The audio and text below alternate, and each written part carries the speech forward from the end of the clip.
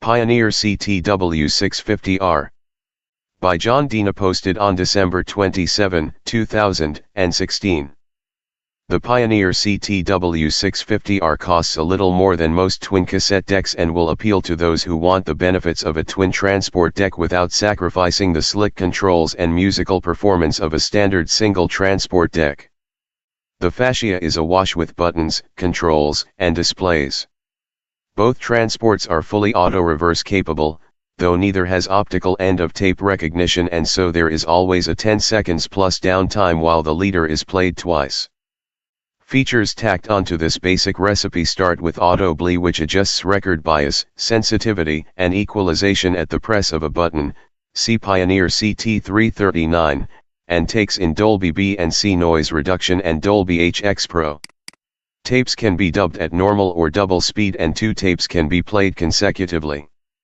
Dubbing from Pioneer brand CD players is also possible with a number of automatic editing features available. The record level meters are of good quality if limited, 28 dB, range, and each transport has its own electronic time counter.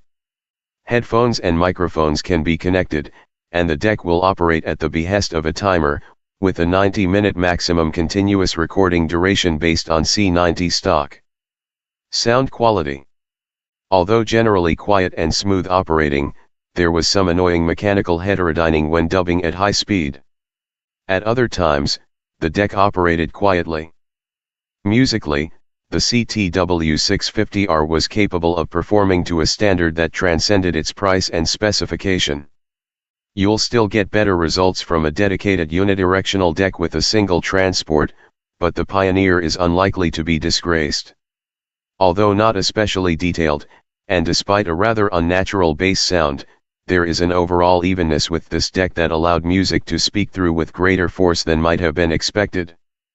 The predominantly good impression was spoiled by the erratic behavior of the auto bleed circuit, which gave results varying from excessively brightly lit tonal colors to a loss of treble with severe Dolby pumping. Type 2 tapes were the worst affected. If the auto bleed was left alone, the deck worked well with IEC tapes from all 3 tape groups, but it is probable that the review sample was faulty in some way, since previous auto bleed equipped players have demonstrated no such variability. High-speed dubbing was performed with losses that were more innocuous than with many twins, and pre-recorded tapes were handled surprisingly cleanly.